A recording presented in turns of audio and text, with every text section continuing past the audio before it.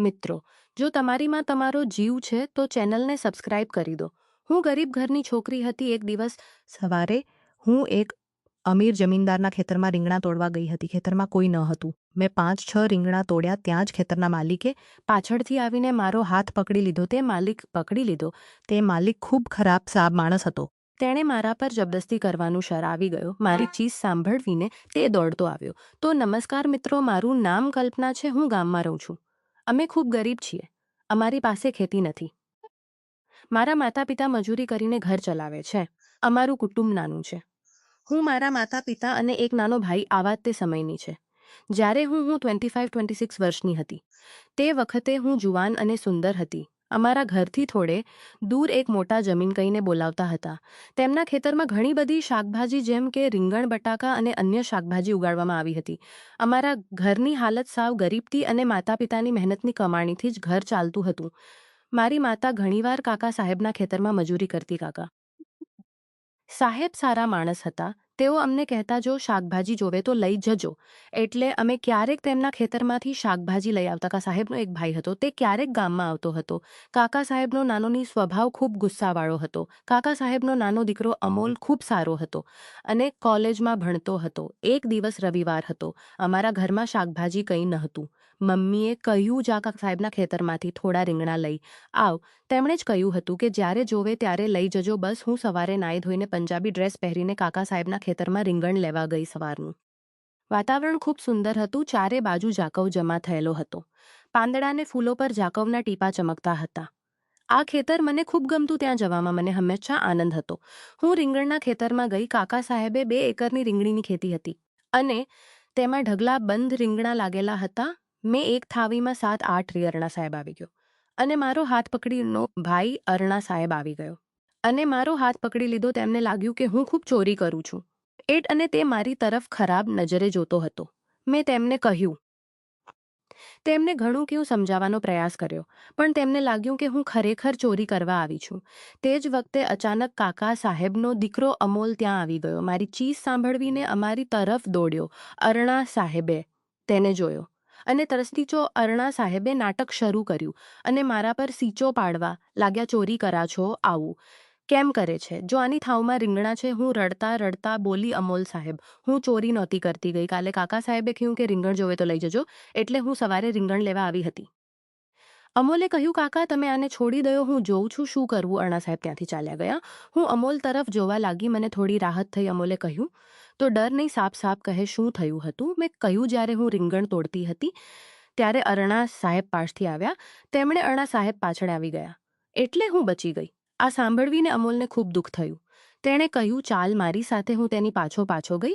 તેણે મારી થેલી અડધી રીંગણાથી ભરી દીધી અને ગુવારની શીંગો, ભીંડો અને અન્ય શાકભાજી પણ તોડીને આપ્યા। તેણે અલગ અલગ થેલીઓમાં શાકભાજી ભરી આપી અને બોલ્યા, જો બીજું કંઈ જોઈએ તો લઈ જજે, ડર નહીં। હું છું ને? મેં કહ્યું, ઠીક છે અમોલ સાહેબ। અમોલ હસતા બોલ્યો, મને સાહેબ નહીં, મારું નામ અમોલ છે। અને હા, હું તો ભૂલી જ ગયો તારું નામ શું છે? મેં કહ્યું, મારું નામ કલ્પના છે। અમોલે કહ્યું, તું કેટલું ભણી છે? મેં જવાબ આપ્યો, મારું ભણતર પૂરું થઈ ગયું છે।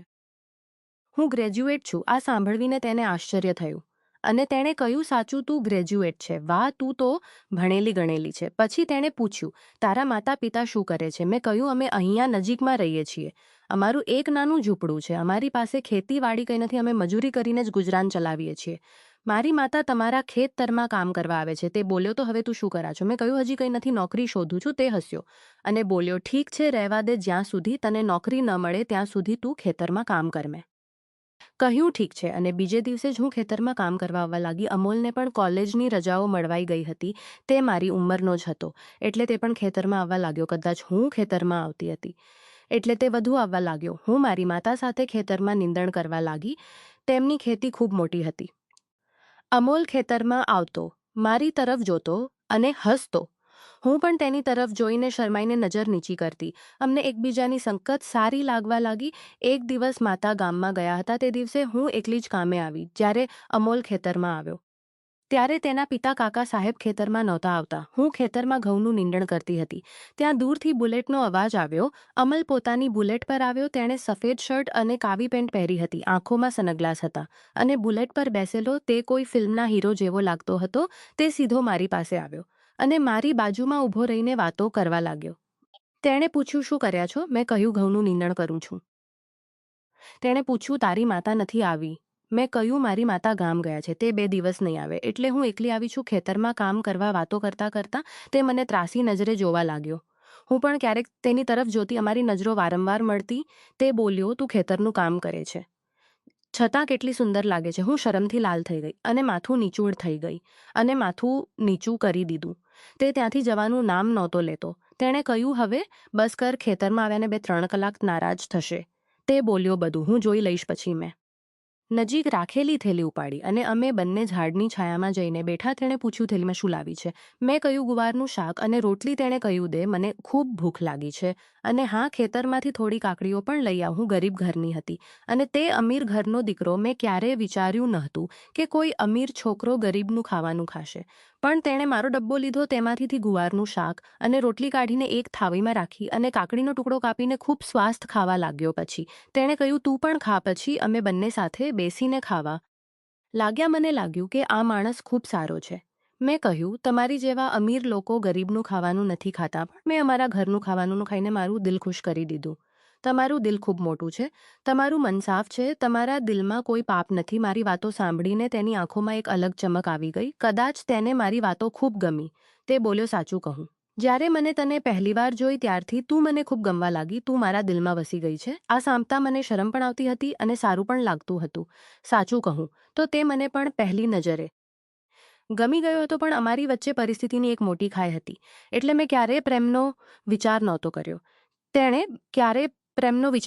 કર્યો. તેણે કહ્યું, ખૂબ સ્વાદિષ્ટ ખાવાનું છે. આ કોણે બનાવ્યું છે? કહ્યું, કોણ બનાવે? મમ્મી ગામમાં ગયા છે.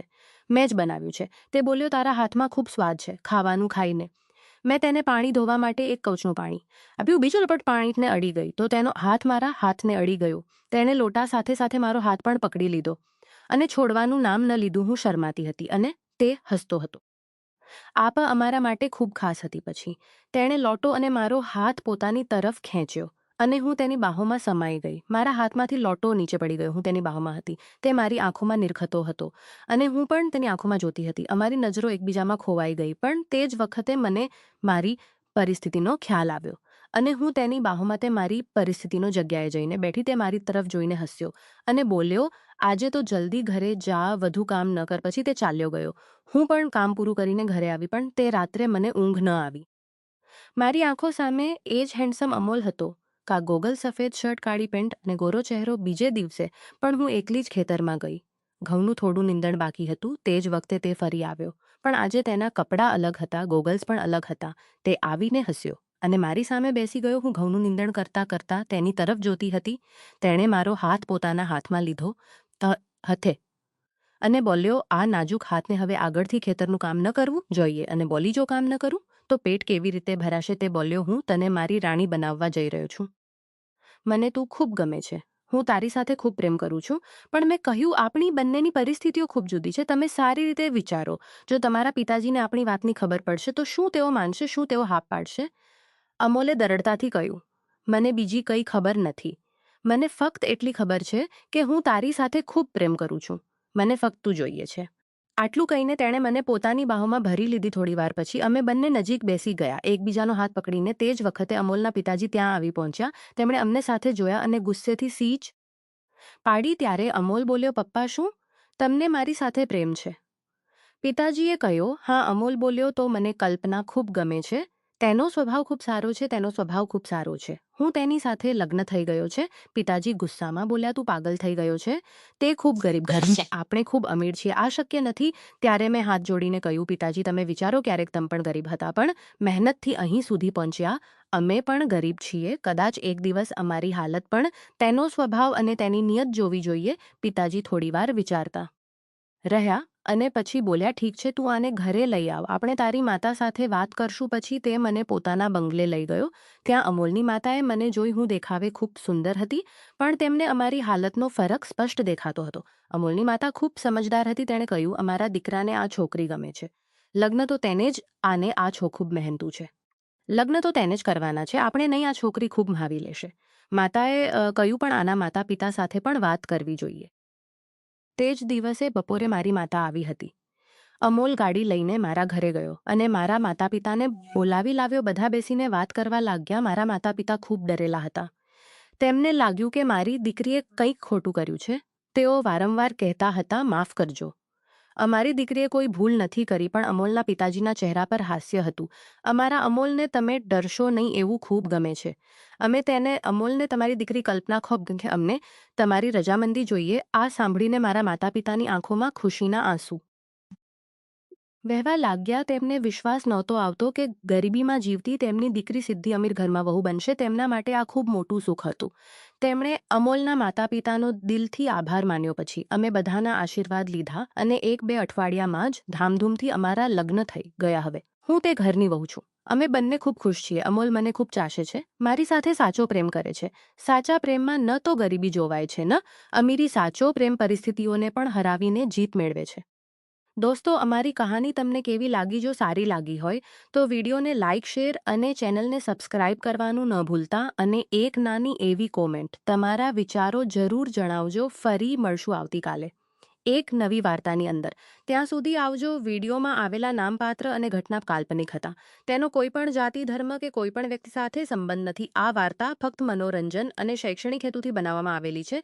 તેને અન્યથા ન જોશો. ફરી મળીએ કાલે મિત્રો. ત્યાં સુધી તમારું ધ્યાન રાખો. આવજો.